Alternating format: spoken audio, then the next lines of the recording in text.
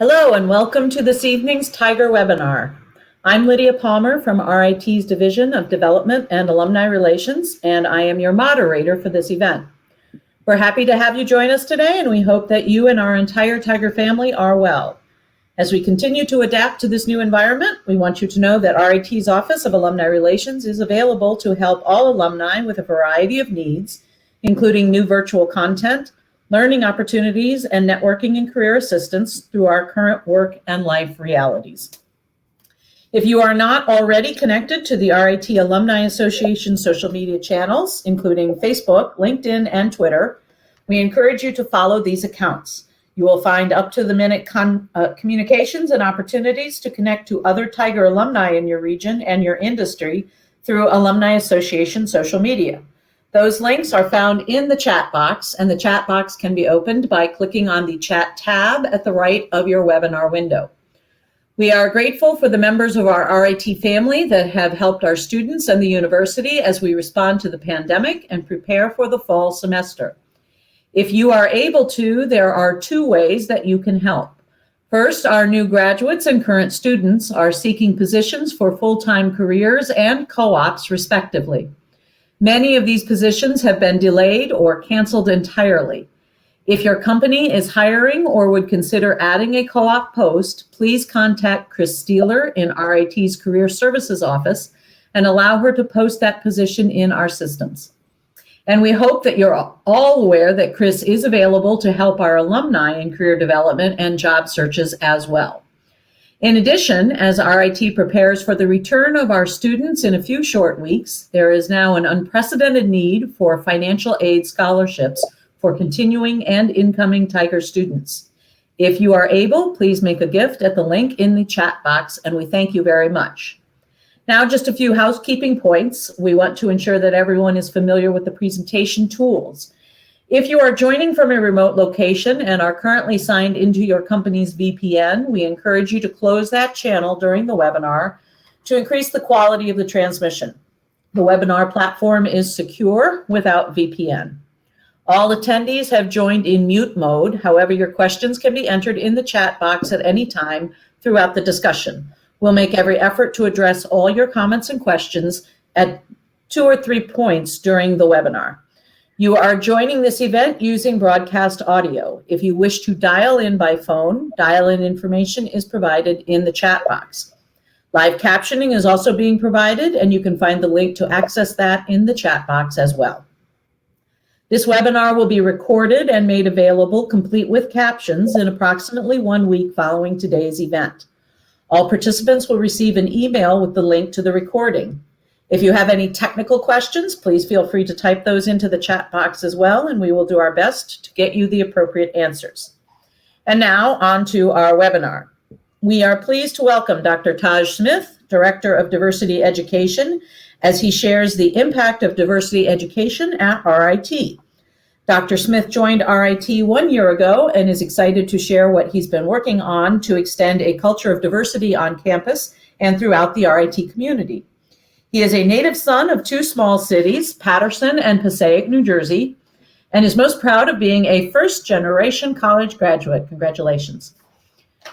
He received his bachelor's degree from Rutgers University, his master's degree at Cornell University, and a doctorate from University of Massachusetts Amherst. Before coming to RIT, Dr. Smith worked at Williams College and Xavier University. His assets and his talents are listening with empathy, facilitating difficult conversations, coaching on cultural humility, strategic planning, curriculum development, teaching diversity courses, driving cultural change, and engaging cis men in critical conversations about masculinity. Dr. Smith, we thank you very much for joining us tonight, and our audience is all yours. Thank you. I appreciate that introduction. So I'm excited to be with you all, though be it not in person, but digitally. Such is the way of our current reality. So again, my name is Taj Smith. I use he, him, his pronouns, and I do serve as the Director of Diversity Education. So for some of you, you might be asking, what does that mean? All right, so the way I like to think about it is I've been hired to be RIT's diversity trainer. Okay, primarily I've been working with employees this past year And then I do a little bit of work with undergraduates and graduates. But my primary focus is supporting the employee body, both faculty and staff. So tonight I'm going to be mostly using this slideshow and hope to insert some questions every now and then. But if you do have questions, feel free to put them in the chat and we'll make sure to get to those. So tonight's outcomes are to increase your awareness of what is being offered at RIT. Again, especially for our employees, that's been my focus this first year on campus. Demonstrate some changes in attitudes and behaviors. Provide you with data and stories to understand RIT's commitment and educational strategy to embracing diversity and inclusion. And then finally, I'll offer you some insight into some new programming that I'll be offering this upcoming year. So 2 reminders so that we're all on the same page. And these are things that I definitely talk a lot about during different presentations at RIT. So the first is diversity. Sometimes we all have, well, not sometimes, many times we all can have different definitions of diversity. And so when I talk about diversity education on our campus, it includes race and ethnicity, but it also goes beyond that to include other identities. And another key term is culture. And if you're not familiar, culture is an aspect of each of the identities that we have. Sometimes people limit that just to an ethnic identity or racial identity, but our gender has culture, our religion has culture, our class identity has culture, right? So I really want us to kind of take that expansive look. And culture really boils down to what are our common set of beliefs, values, and practices that we share in common with other folks who may identify like us. So here at RIT, I've introduced this sort of framework, if you will, cultural humility competencies, or the cultural humility framework. Some of you might be familiar with cultural competency by itself. And, you know, it's an okay word. It's a fine concept to use. However, sometimes it argues or makes the case that there's an end point. There's an ending to your cultural learning. And I like to use cultural humility because it says that, no, it's really not an endpoint, or at least not, you can never learn everything. You know, we need our lifetimes to learn a lot. So we ask folks to be humble in that learning process, that you may not get things right away. You may not get things in 10 years. It may take your entire lifetime. It depends on each person's developmental path. We also use that to sort of not create this sort of hierarchy that only the experts have access to cultural knowledge or cultural information. And at RIT, we want to make sure that everybody, even if you don't have a job like mine, that you can become culturally humble and culturally informed. So that breaks down into wanting to make sure that our faculty, staff, and students on campus increase their awareness about diverse groups and experiences and worldviews, that they reflect on the attitudes that they bring to our campus environment, the positive ones, the ones that might not mesh well with other ones. And we want to be able to have that conversation and expose people to that. That includes stereotypes and prejudices that we all hold in some shape or form. Then we're focused on knowledge and skills, all right? We at RIT we acknowledge that not everybody has the same level of knowledge, the same level of skills as it relates to this information. And so my core job is to sort of be able to get everybody on the same page in regard to knowledge and some basic skills. And then we recognize that we can give you all the skills and knowledge that we want, but you need to have opportunities to practice, right? And so specifically, we want to make sure that our faculty, staff, and students have these opportunities to practice, to put to use the new awareness that they have, or the new shifts in attitudes, or the new knowledge or skills that they have gained. So diversity education really goes beyond me, although that's kind of my focus, that's my title. I'm certainly not the only one doing this work on campus, but I am sort of the ringleader, if you will, or the organizer, or if you like American football, the sort of quarterback for all of this. But there are a lot of other people who make a contribution. And so on your screen, you'll see a number of those different ways that we do that. And so obviously this is a college, and classes are are a big part of the student experience. So we have to acknowledge that undergraduate and graduate coursework also play a role in diversity education. That's something that in this upcoming year, I want to sort of dig my teeth in a little bit more and explore what is the impact of some of these courses, and to get a better sense of what students are taking away. But other areas on campus are NTID Student Life that works specifically with our deaf and hard of hearing community. They offer diversity education specifically to that community, but they always welcome the hearing community as well to participate. We have things that we do during new student orientation. The Q Center offers their training around LGBTQ+ issues. The Religious Life and Spiritual Life Center also contributes to that. And Tina Chapman, through her work through Diversity Theater, also plays a role in diversity education. Okay, so I just wanted to put that out there. I will be focusing on the opportunities that I lead. So I have a 5-year plan, roughly. I'm always subject to edit as we go year by year, but my initial 5-year plan is really to have 65% of employees, faculty, and staff participate in at least 2 diversity education initiatives. Why 65%? Some of you might say, why not 100? Well, I'm kind of a realist and like to be practical, and I don't think we'll ever get 100% participation. It's very difficult to do in a lot of areas in our lives to ever get 100% participation. So I'd rather ask, what is the critical mass that we need to see some changes on our campus, right? To feel like RIT is a more inclusive, more welcoming, more diverse place. And so I'm putting this sort of percentage of 65% as perhaps that critical mass point.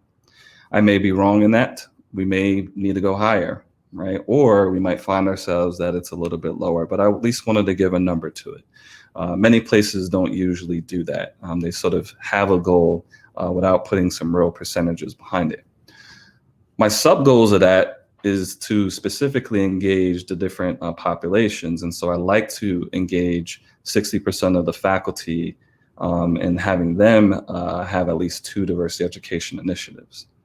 I like to focus on 70% for the staff and 75% of our senior leaders or administration.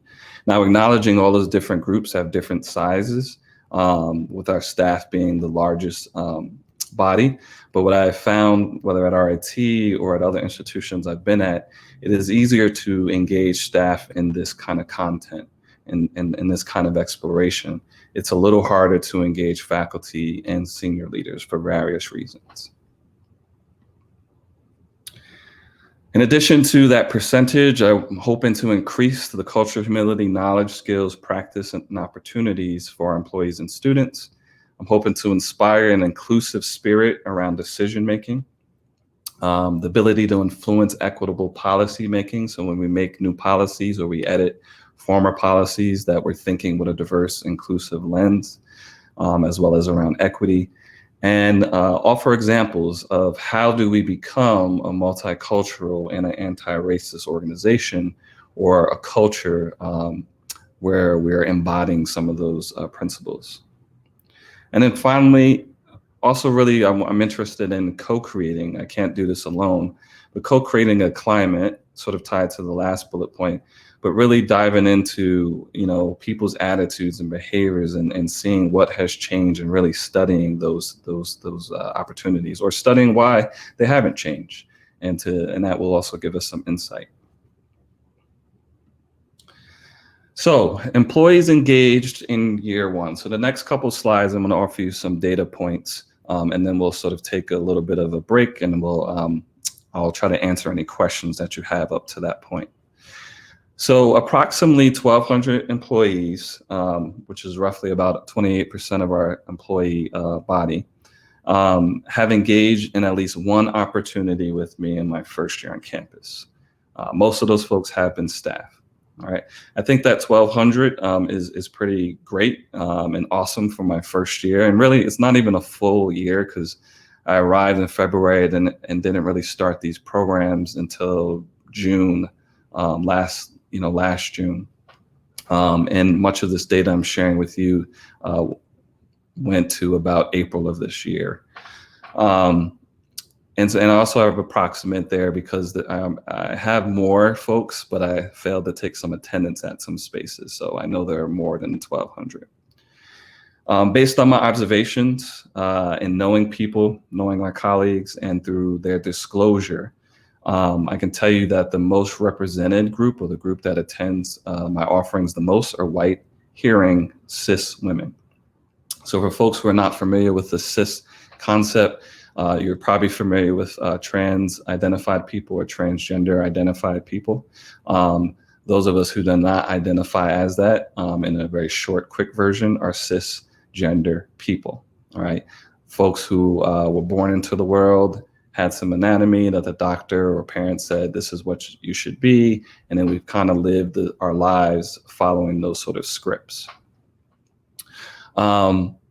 Now we look at, if we break that down, we know that it doesn't surprise me as much because women are more represented on the staff side. And I mentioned that staff attend more of these sessions than faculty.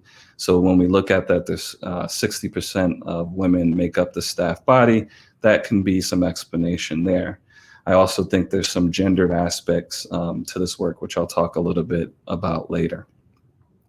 106 people participated in our new inclusive hiring training, and most of those folks were faculty. This was an effort dedicated at them originally, where I would work with certain departments or colleges to make sure that they had the tools needed as they went on to hire future faculty, that they were doing that in an inclusive manner. So what are people saying who've attended this? Okay. You can welcome to read along as I kind of summarize some of these points here and some of these quotes. So the first one is by a staff member, and they mentioned as a new staff member how they're impressed by what we do offer as they compared it to their last job, which was in the local health industry here in Rochester. The next person, a faculty member, reached out to me early on in my time here, and they were going to do this assignment where they would have students, predominantly white suburban kids who had never really lived in the city, never interacted with people in the city or rural environments for that matter, and kind of asked them to go into the city, into certain locations. The students sort of had some hesitancy about doing that, some which I think made sense, some which might have been grounded in stereotypes or prejudices. But it was good that the faculty member reached out to me and we had a dialogue about how we can help those students be at more ease, but also be reflective about their perceptions when they go into these neighborhoods. And the faculty member applied those strategies and all went well. The last bullet point here, shared by another faculty member, talks about have not addressed privilege in a classroom before. So this is something new that they're bringing to the classroom space, which is important learning and insight, because certainly privilege shows up in the classroom environment as well as other places. So some skills learned. What are people taking away as real tangible skills? Well, some people are becoming more empathetic, right? They're learning the ability to be more compassionate about another person's experience, perspective take, understand it a little bit more. Actively listening. And I always use this example. If you come from a family like mine, they tend to like to, and all of us are hearing, talk over each other and not allow other people to finish their sentences. And so that's not actively listening. Actively listening is very important when we engage across difference versus that family dynamic, because in the family, we kind of know each other, we know where each other's coming from. But when we're meeting someone who's new to us or different from us, we don't have that kind of information. So active listening with intention becomes really important. Another one is viewing problems and solutions from different viewpoints. This is one of the biggest benefits of why any organization should value diversity, is because you now have different viewpoints to solve complex problems. Rather than if you hire the same kind of people all the time, you're going to get the same results, the same solutions to these problems. Monitoring their own privilege in the workplace. You saw that with one of the quotes on the previous slide. And so that really takes a level of skill. Really what you're practicing there is self-reflection and the ability to analyze yourself without allowing your resistant emotions to sort of kick in first. You're able to balance both of those. How to explain microaggressions is big. For people, that's a big learning, and how to define privilege and power. All right, I ask people to kind of use their own words to do those things, and generally people are in line with what I might have talked about in the workshop. Articulating the difference between equity and equality, we talk about practice self-reflection and how they might view others. And then lastly, micro-affirmations, which is one way to counter microaggressions. One example I can think of is really just validating someone if they experienced something, say in the meeting where they didn't feel like they were heard or listened to, and I might go up to them after the meeting and say, hey, I noticed that this dynamic happened. It made me feel this kind of way. And in my sharing of that is empathy, is perspective taking, but also this affirmation that person is not sort of quote unquote seeing things or misrepresenting things, that somebody else too saw the same challenges or issues. Continuing with skills learned as well as applied, based on some surveys I did post the workshop. So 120 people completed this particular survey and mentioned we have about 51% were extremely likely to be able to identify negative biases or stereotypes on campus after they took one of the workshops where we do focus on that content. All right, and another 45, almost 45% was somewhat likely. So still some growth for some people. Some people are still hesitant, as you can see, whereas other people are a little more confident in their ability to do that. How likely are you to identify examples of privilege?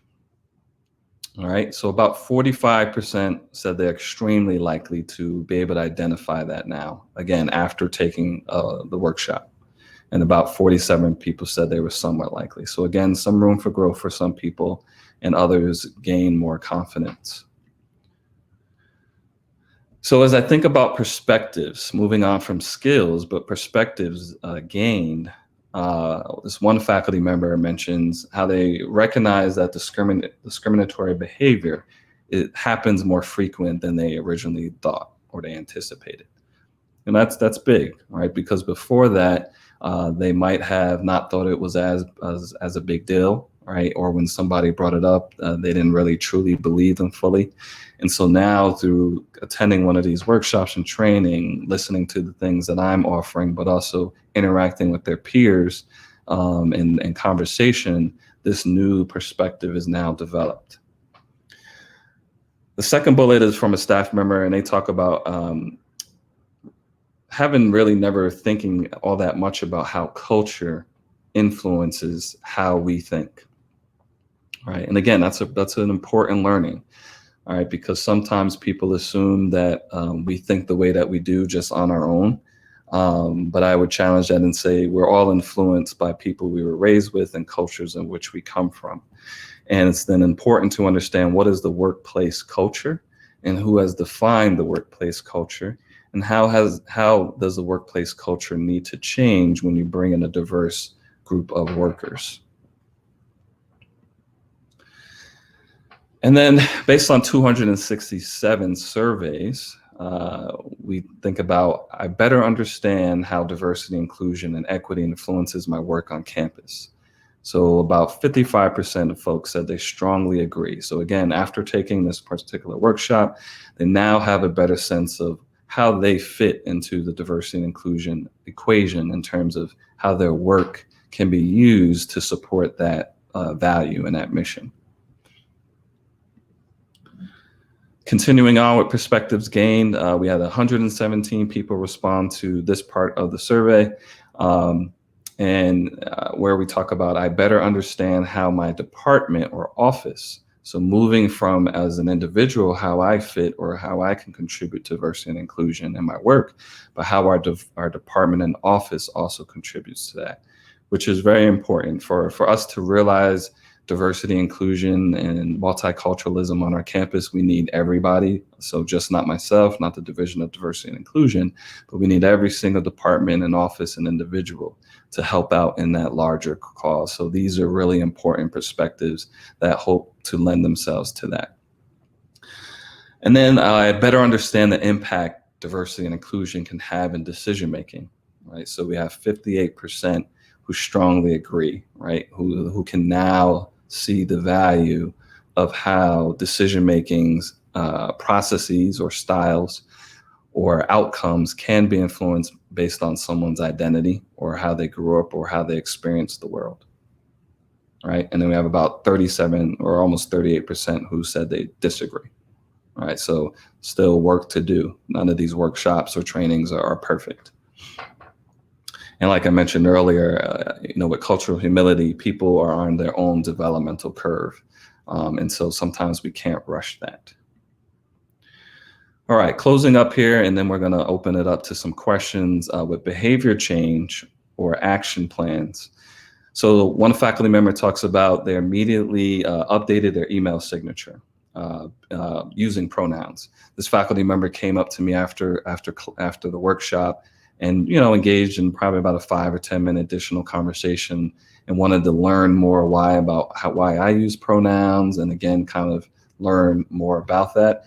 And after our conversation, decided that immediately they would update their email signature to include their pronouns to be more inclusive for different kinds of people.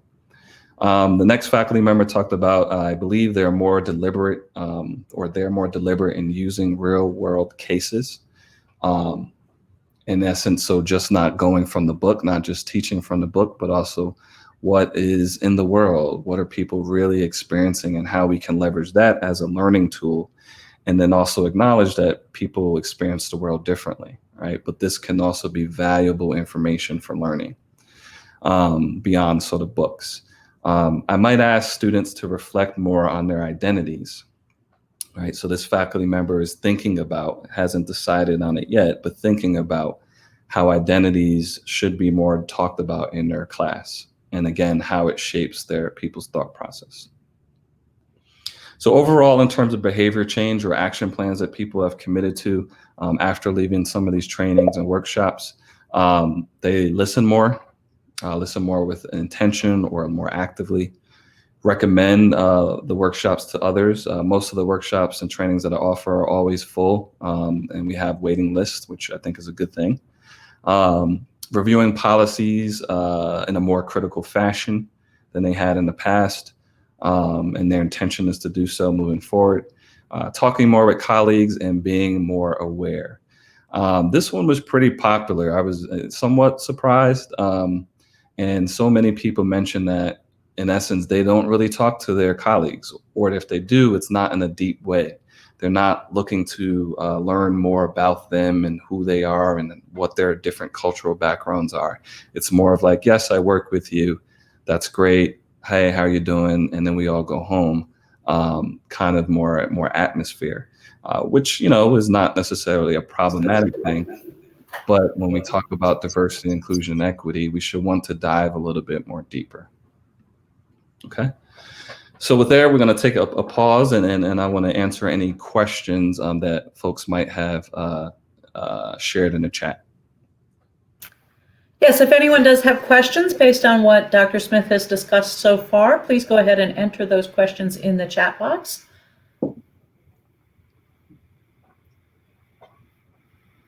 So one question that we do have, Dr. Smith, is if you were to try and define how many different cultures there are on campus, would you be able to do that? That's probably a difficult one, but again, it goes back to how we're defining culture.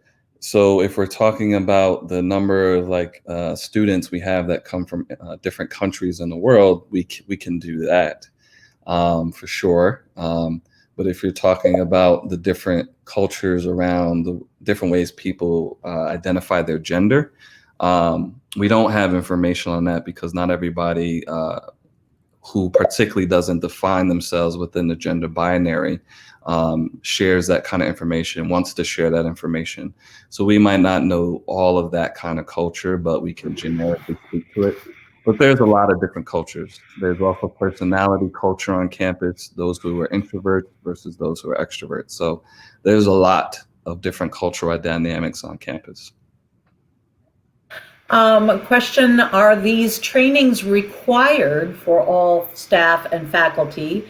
When I went to RIT, says the questioner, we experienced frequent microaggressions and discrimination as females in science fields. None of these are required. There's one that I'll share in the coming slides, but that's just for new employees, and I get in front of them. But none of these at the moment are required. There are conversations about that, and I think those are worth having, and we have to balance that with other responsibilities that employees have. And to not overburden them with so many things. But I think maybe one program might be considered as required versus all of them. And I think I would just add that there is required for faculty and staff the state discrimination training that does delve a little bit into some of the diversity and discrimination issues that I think you get into somewhat in your training, but nothing quite as in depth as what you're doing. Correct. And those are generally around compliance or law. Correct. Right. Absolutely. Mm-hmm. Absolutely. How can alumni support the work you are doing? I like that question. Yeah. I'm gonna probably have to really think about it some more, but I think supporting, generally what what the student body as a collective after discussion might be interested in. I know a number of students are interested in creating a Black or African American Studies program, for example. So how might alums get behind that? Alums who maybe don't work in a corporate context, but could also help some of our students who don't want to go corporate. Have sort of co-op experiences. That's another way to do that. I would love for alums to come back and talk about what does diversity look like in the workplace before our students go away to their co-op experience, so they understand that. A really short story, an example of why that would be important is I worked with a graduate student, and I won't reveal all their identities and name, but they went on this co-op experience because they came from where they came from in the world. They were not used to being around trans-identified people or treating women in a more respectful way in the workplace. So that was a new dynamic for them, and they had said some things that they probably shouldn't have said, and as a result lost their co-op. So if we can get ahead of that and understand that some of this is educational, I would love for some alums to come back and kind of, do a panel or something like that to share how does diversity look like in the different professions that you work in. Great suggestion. What has been most surprising to you in your first year at RIT? I think the commitment. I always say this to people who work on campus. I'm fortunate in my role because I get to move about different spaces, those spaces being faculty, staff, and students within different departments. And so my lens of the campus is a little bit different than when you work in a siloed area. But I think the commitment that people are showing and investment and wanting to learn more, again, is that everybody? No.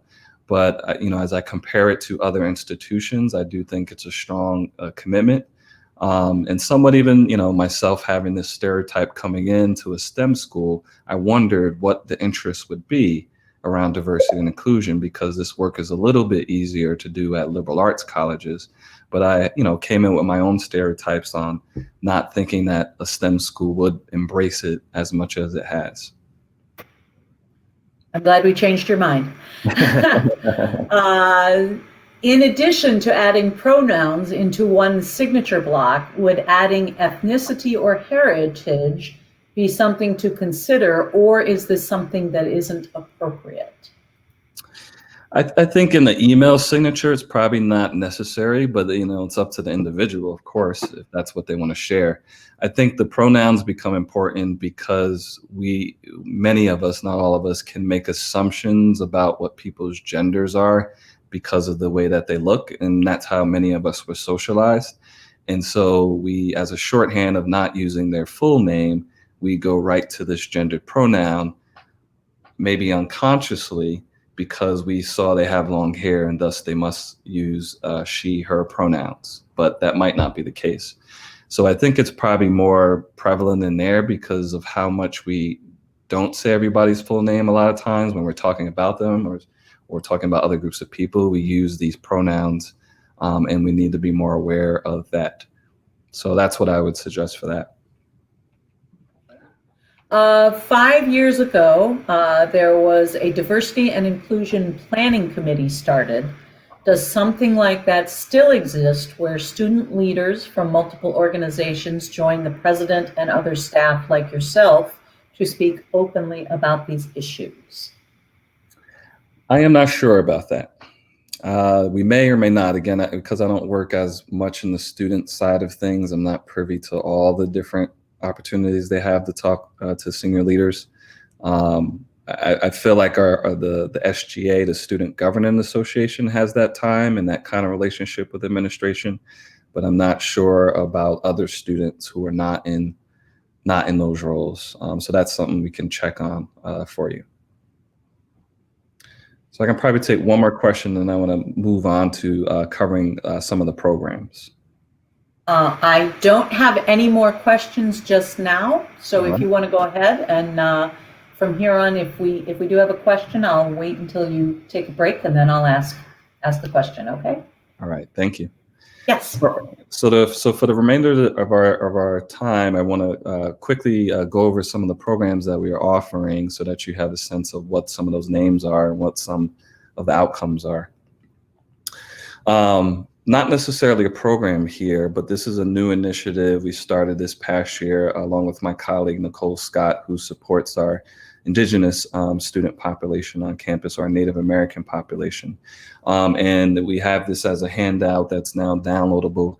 I share this in new employee orientation, but we also encourage, if you're going to start your meeting for the first time, that you might read this short little blurb aloud that pretty much just recognizes that RIT recognizes we are on the land, as well as rest of Rochester area, on the land of the Onondaga people, or the Haudenosaunee Confederacy, or in English we call them the Seneca.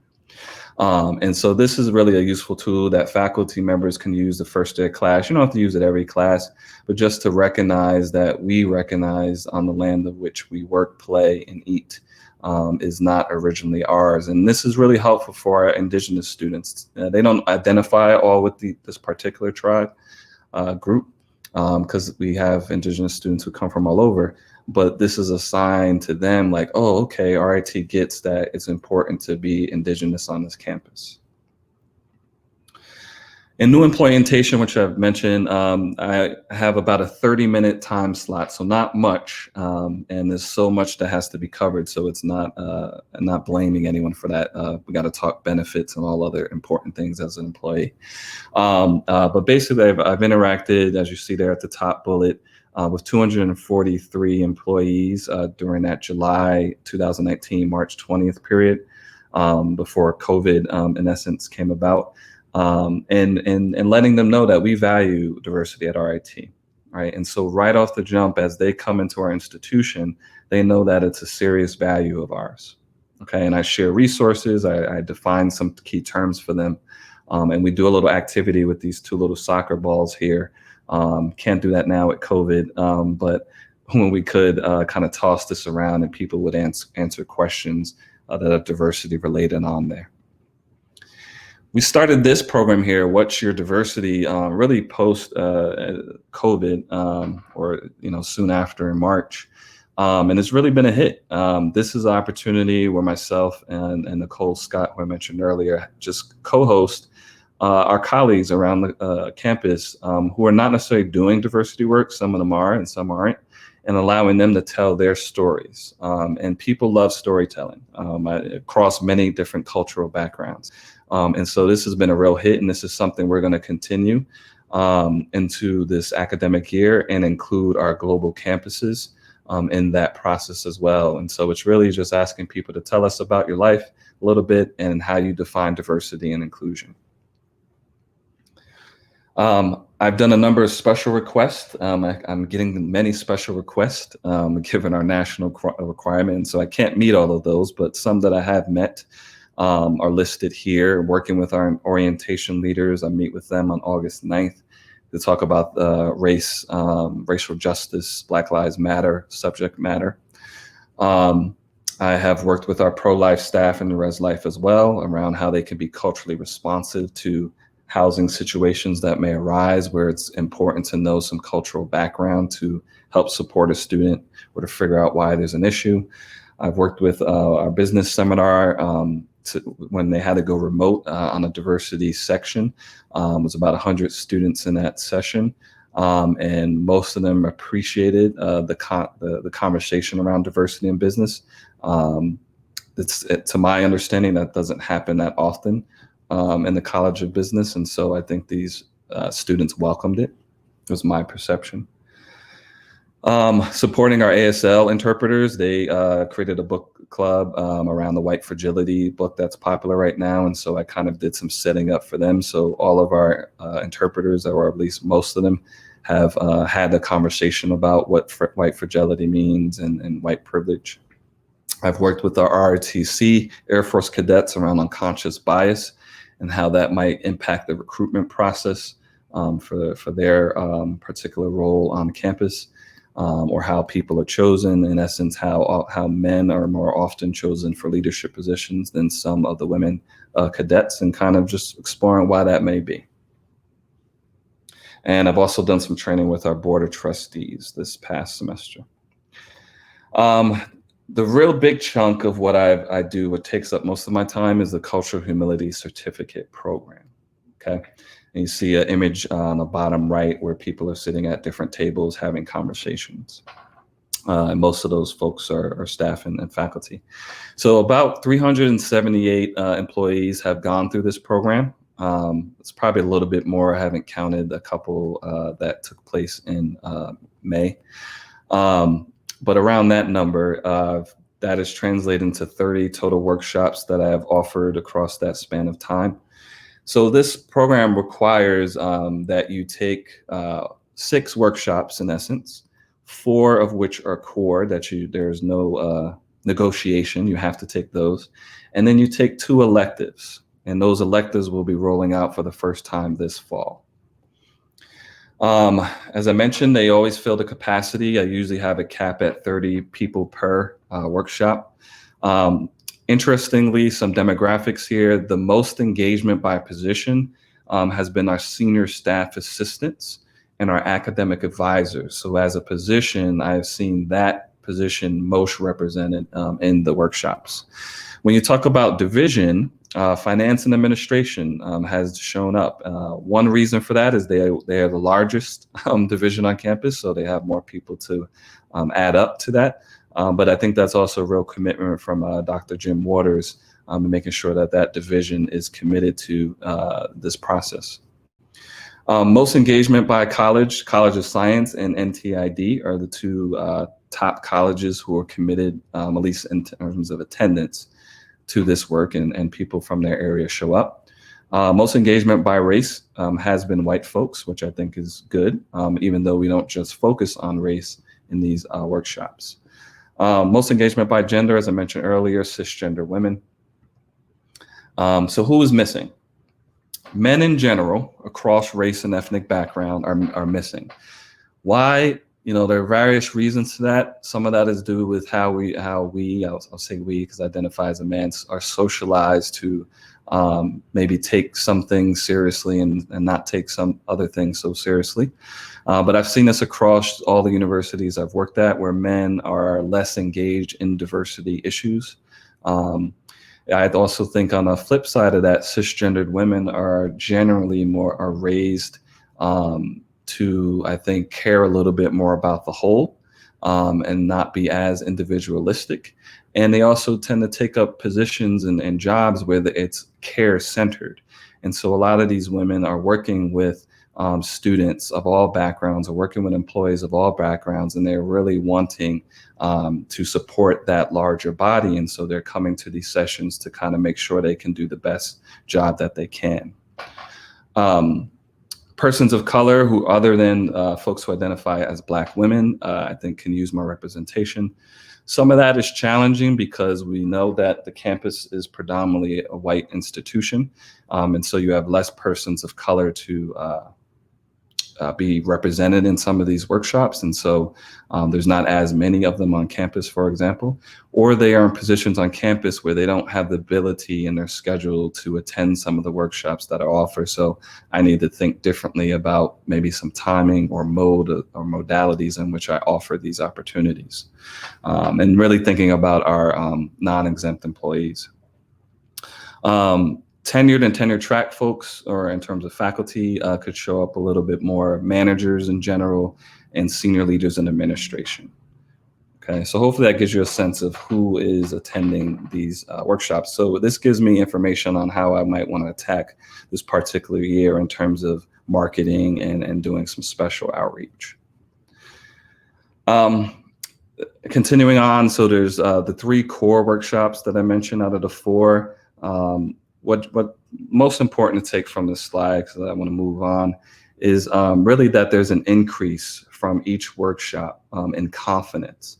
So 59% of people mentioned in the first workshop, diversity, cultural humility in the workplace, that workshop increased their confidence in talking about diversity within their division department offices. We jumped to the second one around unconscious bias, and you see an increase to 63%. More confident.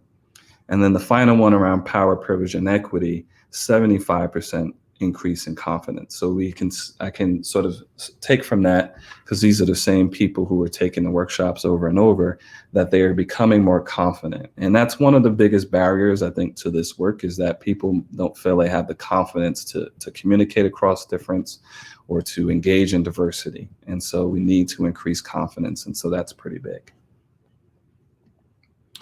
Breaking Bread is another program. Some of you might have been on campus prior to my time, and my predecessor might recall Partnerships and Pluralism. And so this is a similar program, just kind of rebranded and added a few things. This really takes people who are different and matches them across some kind of difference, and asks them to participate in a 6-part meeting throughout the semester to find commonality, but also find places where they are different, and to explore those differences together. So we have 67 employees participate in that program.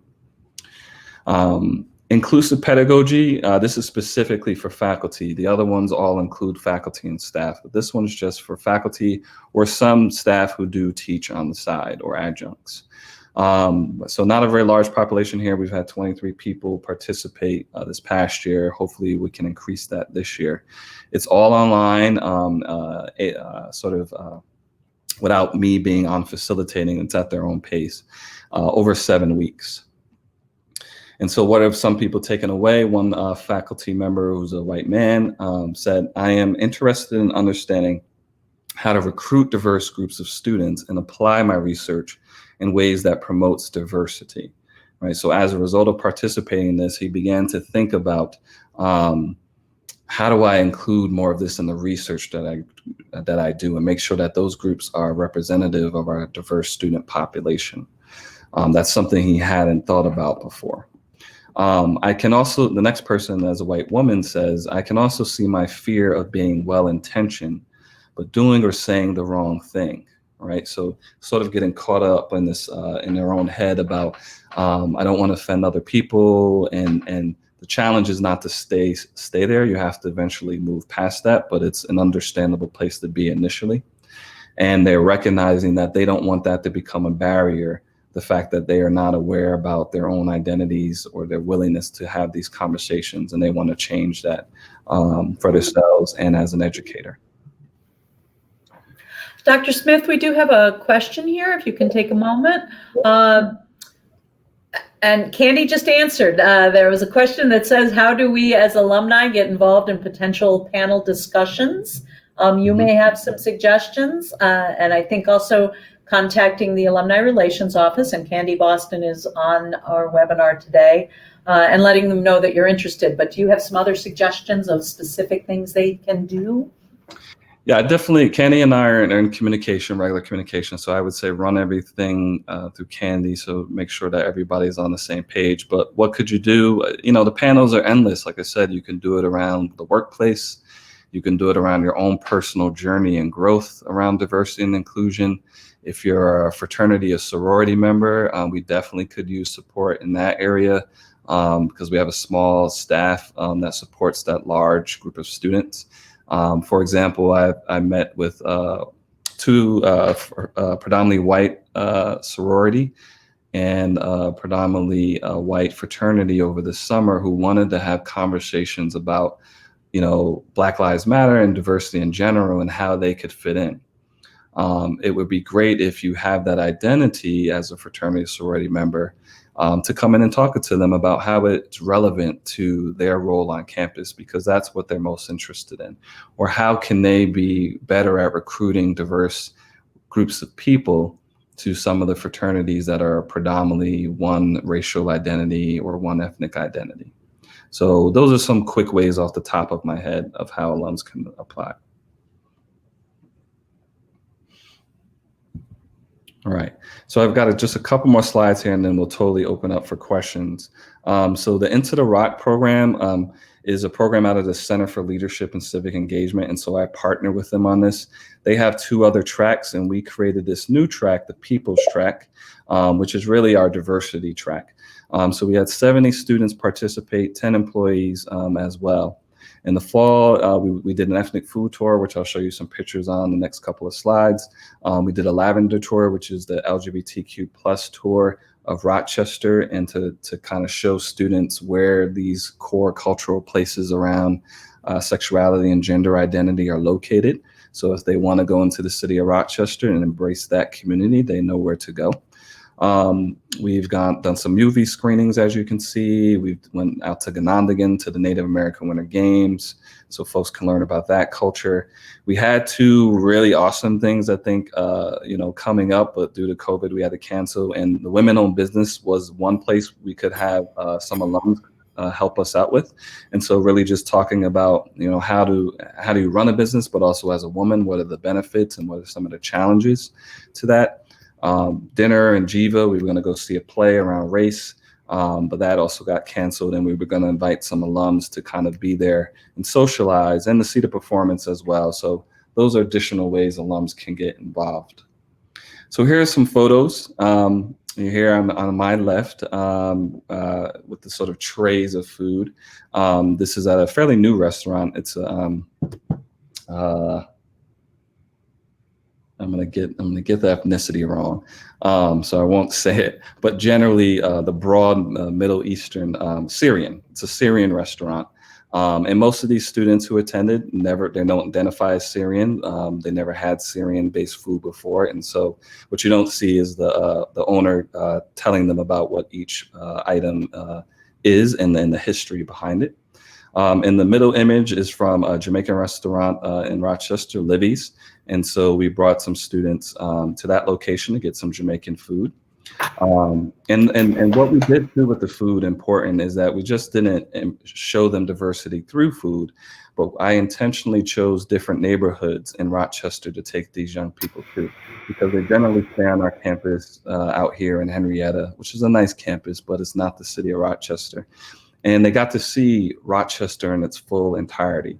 So they got to see the different neighborhoods, and we got to talk about, well, why do you think this neighborhood looks this way? And why does this neighborhood look this way, right? What are the differences that you notice around class? And so it was really much more other than just eating food.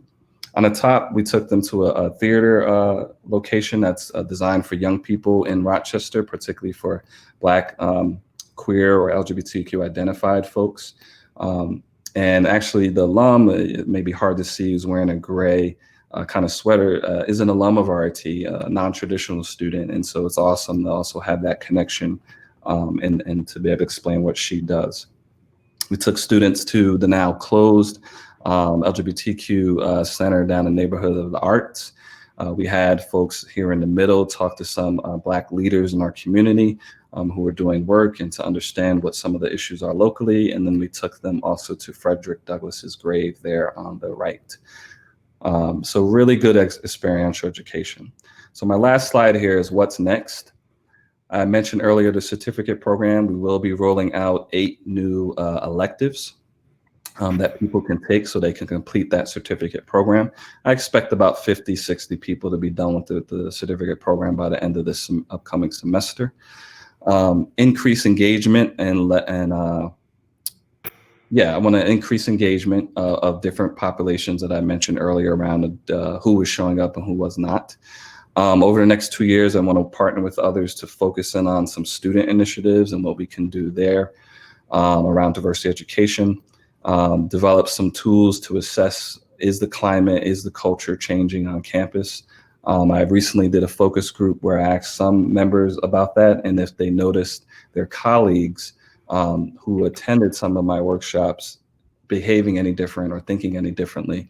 And some did. Some noticed that some things were sort of placed, it was easier for them to have this conversation, but others also noticed that they weren't sure if things were being applied. So we might still have some room to grow when we talk about application. And then finally, we're introducing a 5-week intergroup dialogue or a sustained dialogue model for people to learn how to dialogue instead of debate. That could be, an opportunity for any interested alums to come back and to help facilitate. That could be an opportunity as I think out loud. And I already talked about what's your diversity, and I'll continue to do these special requests, trainings, and workshops. So I know that's a lot of information, but I'll open it up if there's any additional questions for me to respond to. Sure, and if anyone does have some more questions, go ahead and enter those in the chat box. We have one that's, first of all, compliments. You are doing great work, she says. Question, have you received a special request to work with Dr. Alicia Allen? She is the newest Director of Diversity and Inclusion for Outreach within the deaf community on campus for students, staff, faculty, and administrators. Yeah, so Alicia is though her primary responsibility is in our NTID deaf community, is also in our division as diversity and inclusion. So Alicia and I will see plenty of each other through one-on-one meetings as well as divisional meetings. So she will be plugged in absolutely. But we did recently agree to host something, I think August 12th it is, with one of the deaf, the ASL interpreting academic department where they teach students ASL. And so we're going to be speaking with them. So that's one thing that we're definitely going to do together soon. And one question based on your experience at both the schools that you attended and the 2 universities that you worked at, if you were going to give RIT a grade on their diversity achievement to this point, what would it be? Yeah, that's a great question. We actually do have an actual scoring chart that I believe the Board of Trustees mostly looks at, and the president, and then my supervisor, Keith Jenkins. But if I give you a loose grade in terms of A, B, C, D, F kind of thing, I again would give us, I'd probably give us about a B- or a B+. Somewhere in that range, if you understand that kind of grading system. I think there's a lot of good things here. I could tell you there are not a lot of colleges that have a division of diversity and inclusion. Most places are 1 or 2 people doing this work, and they're expected to make magic happen for faculty, staff, and students, and that's just impossible.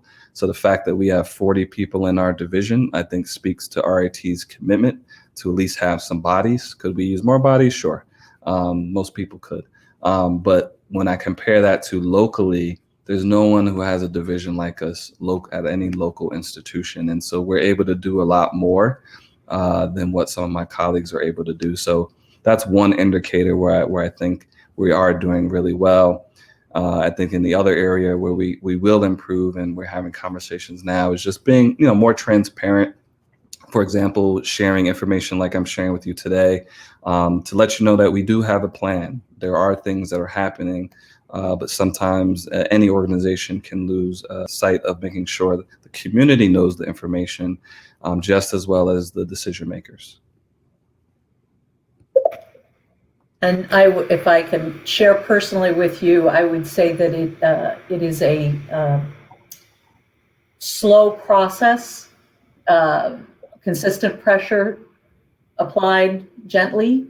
I have been at the university for almost 18 years, and I was here when Dr. Simone began the diversity initiative. So that was 3 presidents ago. It's been quite a long time, but a consistent effort, I think, has really made quite a difference. Question, I joined late, but thank you for this. It's great to hear what's being done. The diversity and inclusion initiatives at RIT were some of the major reasons why this alum went to RIT and went into student affairs. So General, thank you for continuing that work. What is the current ratio of Black to white students on campus, and maybe a general breakdown of some of those diverse populations across the campus overall? Yeah, good question. And I'm terrible at numbers. And so my colleague David Wick, who's not on this call, but he is focused on our assessment part of it. So he will be able to better answer that question because he looks at the data day to day. So what I can tell you though, we're not different than a lot of other institutions, generally where you have about 70% of the population or close to that are white folks, and with different ethnic backgrounds, of course, but they're white folks, and you have roughly around 30% or 20s, I should say around 25% that are considered students of color broadly.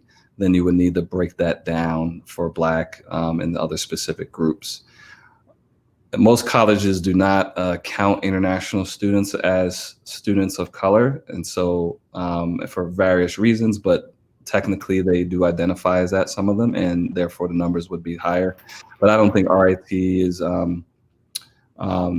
that different on a whole, though I would say, from what I understand from our missions office, we are about to bring in our most diverse class ever, racially diverse class ever, and which I think is around, don't hold me to this quote, around 26%, I think, of the population.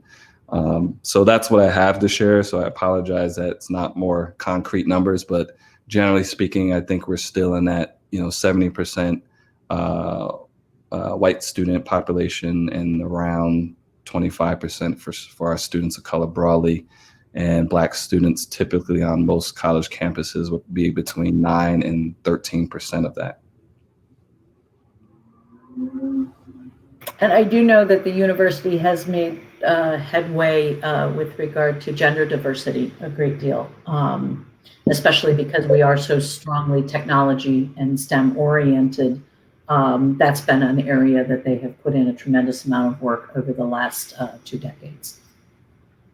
Thank you, says our questioner, for sharing the grade. I do find that surprising with the number of staff, along with considering the past leaders of diversity programming at RIT.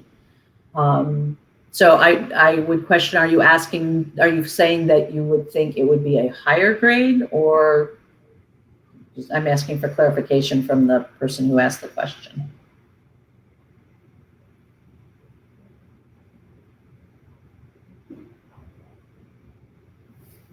Maybe, let's see. Judith, who asked the question, are you saying you thought the grade would be higher than based on the number of staff that we have and the past leadership?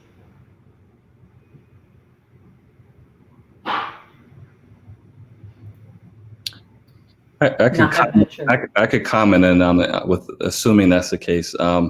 Yeah, I mean, I think one, we have to acknowledge that when leadership changes, and at all levels of leadership, sometimes things kind of take a step back.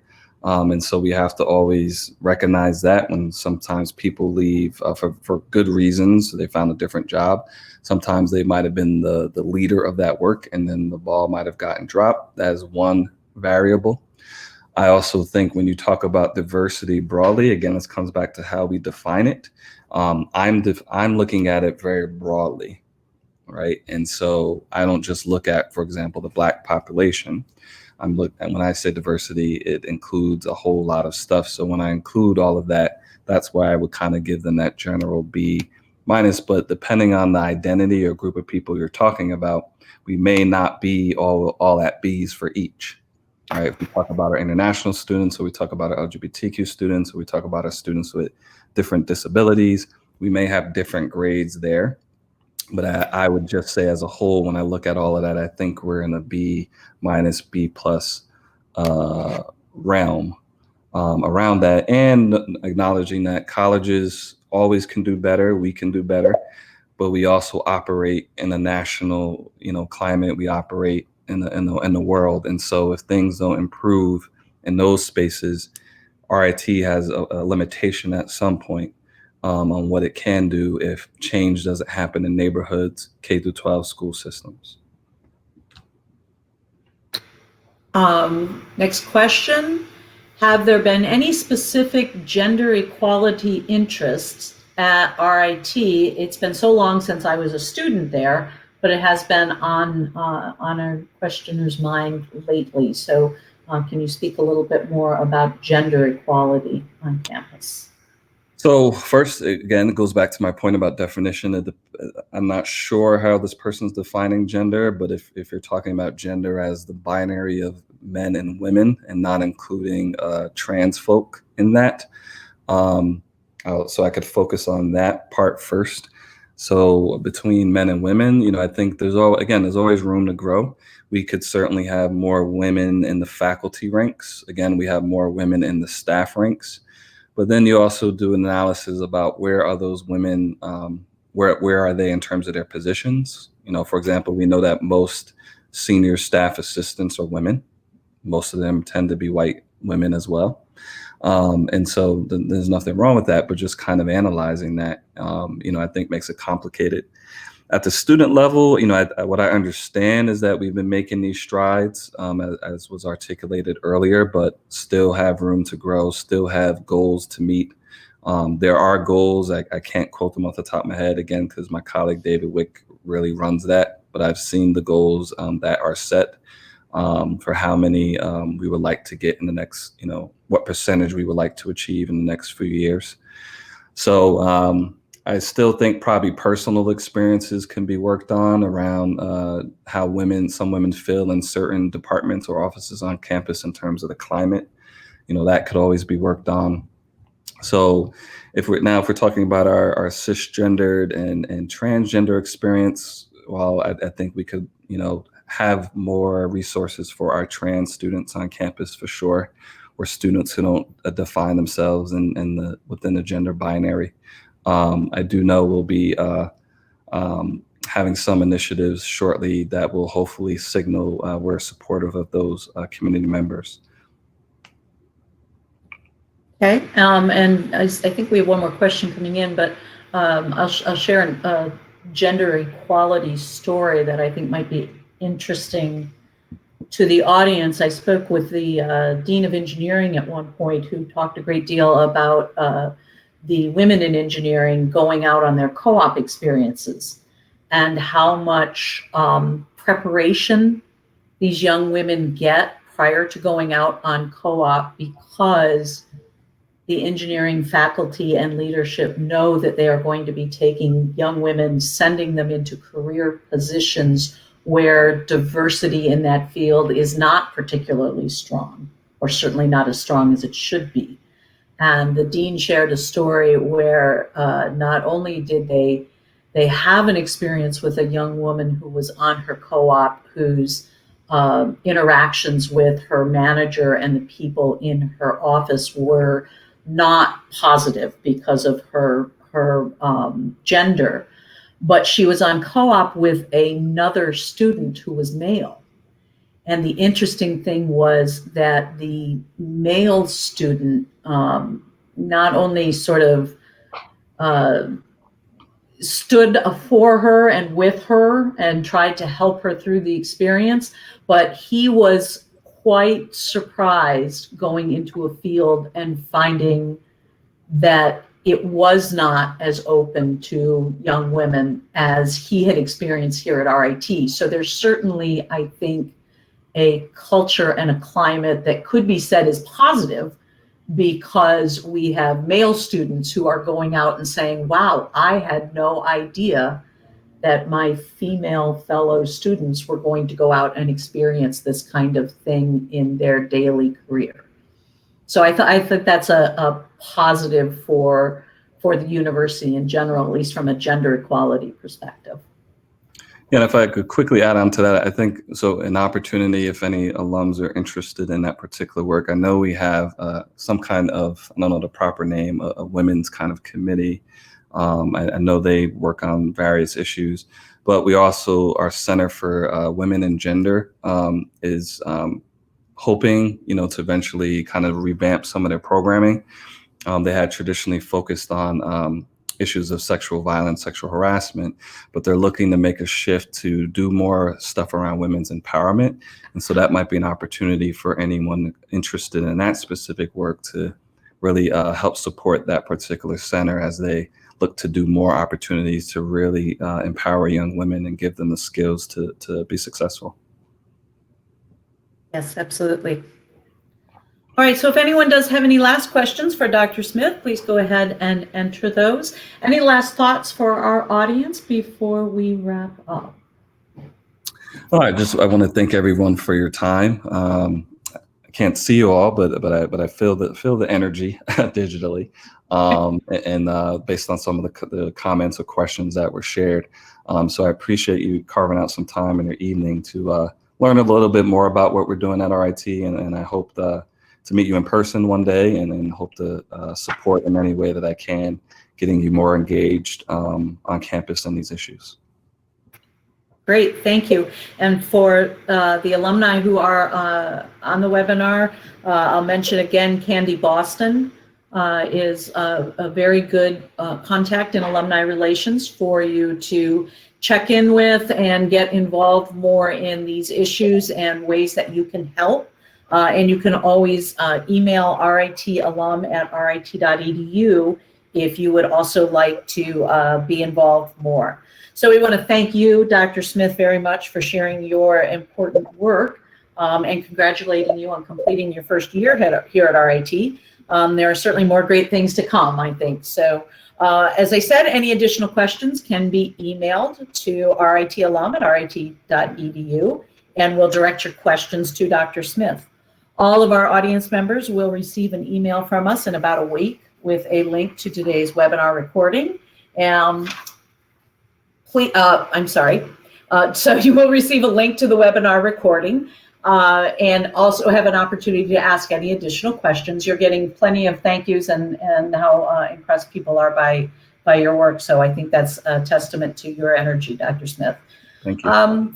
For everyone here tonight, we want to thank you very much for joining us. You can exit the webinar by closing your browser window, and do let us know what you thought through a brief survey that you are going to receive via email. Thank you all again. Have a wonderful evening, and please stay safe.